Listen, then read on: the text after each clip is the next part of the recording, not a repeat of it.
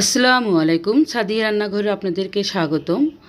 আমি অনেক দিন পর আপনাদের মাঝে ফিরে আসলাম। প্রায় ৩-৪ মাস আমার চ্যানেলটা বন্ধ ছিল। তাই আপনাদের কাছে আমার অনুরোধ থাকবে, লাইক, শেয়ার, কমেন্ট করে এবং একটা সাবস্ক্রাইব করে দিবেন। আপনারাই পারেন আমার চ্যানেলটাকে এগিয়ে নিয়ে যেতে। তাই আপনাদের কাছে আমি বারবার রিকোয়েস্ট করছি, অবশ্যই আমার চ্যানেলটাকে সাবস্ক্রাইব করে দিবেন। আজ আমি আপনাদেরকে গরু গোশ রান্না করে দেখাবো। আমি এখানে 1.5 কেজি গরু গোশ নিয়েছি। 1 চামচ আদা বাটা, 1 চামচ রসুন বাটা, 1 চামচ জিরে বাটা, তারপরে 1 চামচ বাদাম বাটা দিয়ে দিব। তারপরে পেঁয়াজ কুচি দিয়ে দিলাম। এখানে এলাচ, দারচিনি দিয়ে দেব। তারপরে দিয়ে দেব 1 চামচ হলুদের গুঁড়ো, তারপর দিয়ে দিব 2 চামচ মরিচের গুঁড়ো। আপনাদের ঝাল যেরকম পছন্দ করেন সেরকম দেবেন। এখানে দিয়ে দিলাম ধনিয়ার গুঁড়ো, আর এখানে গরম মশলার গুঁড়ো দিয়ে দিলাম 1 চামচ। দিয়ে তেল দিয়ে দিব। তেল দিয়ে ভালোভাবে মাংসটা মেখে নিব।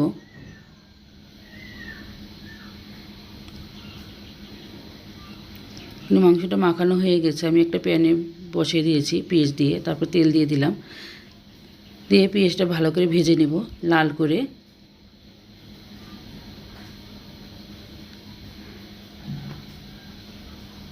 কয়েকটা তেজপাতা দিয়ে দিয়েছি। আমি এখন মাংসগুলো ঢেলে দিলাম। মাংসকে ঢেলে এটা ভালোভাবে কষিয়ে নিতে হবে। বারবার নাড়াচাড়া করে নিব।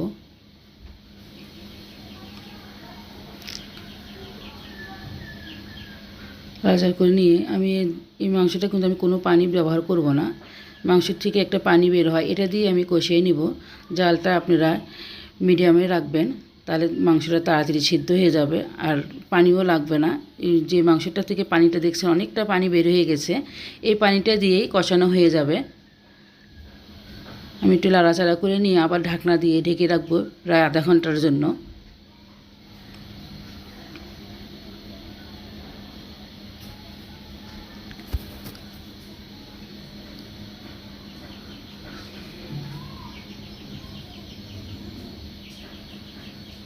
আমি এখন ঢাকনা দিয়ে রাখবো আধা ঘন্টার জন্য।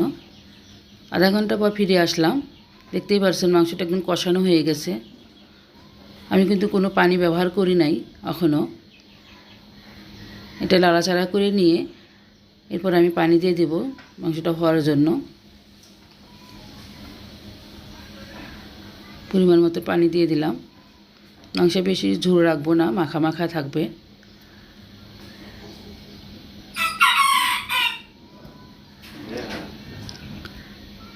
এটা ঢাকনা দিয়ে রাখবো এখন।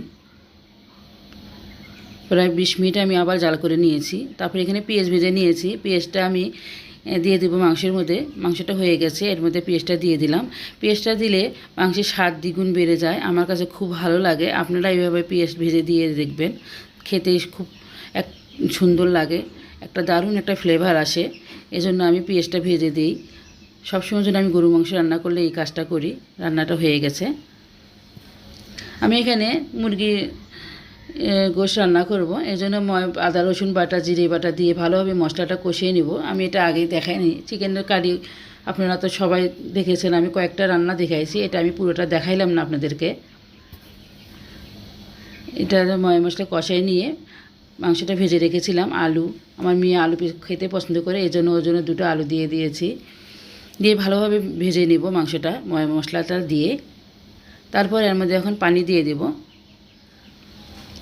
পানিটা দিয়ে ভালোভাবে কষিয়ে নিব।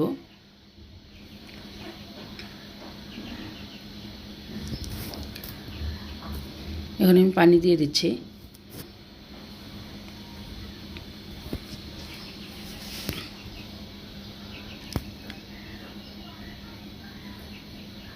দিয়ে এটা ঢাকনা দিয়ে রাখবো কিছুক্ষণের জন্য।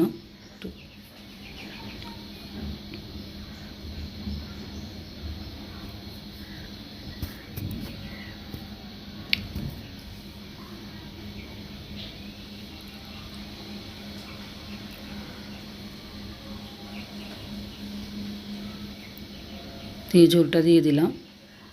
চিকেন কারিটা রান্না করেছি আমি একটু জিরের গুঁড়ো দিয়ে নামাবো। রান্নাটা আমার কমপ্লিট হয়ে গেছে।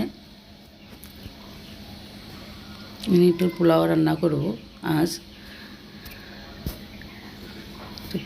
পেঁয়াজ আদার এখানে তেজপাতা, পেঁয়াজ, দারচিনি, এলাচ সব কিছু দিয়ে দিয়েছি। পেঁয়াজটা ভেজে নিব লাল করে, নিয়ে পোলা চালটা দিয়ে দিলাম।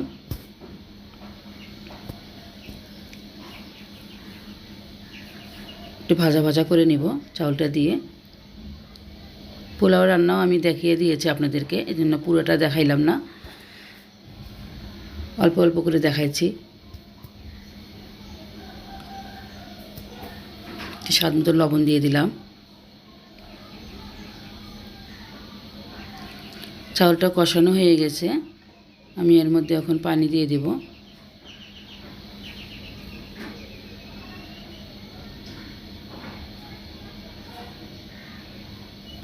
পানি দিয়ে এখন ঢেকে রাখবো, পরিমাণ মতন পানি দেবেন।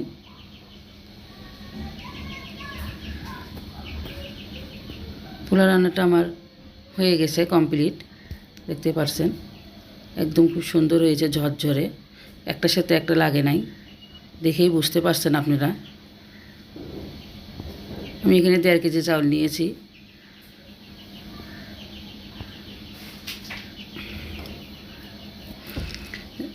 পোলাওটা এখন নামাবো।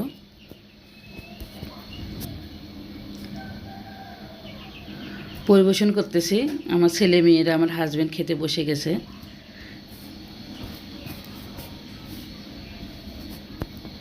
আমি এখানে আরেকটা জিনিস রান্না করছি, সেটা আপনাদেরকে দেখাইনি। কাঁঠালের বিচি বেটে নিয়ে আমি একটা চপ রান্না করে, চপ ভেজে নিয়েছি, সেটা আপনাদেরকে দেখানো হয়নি। কোনো একদিন একটা রেসিপিতে আমি দেখাই দেব কিভাবে আমি চপটা রান্না করছি।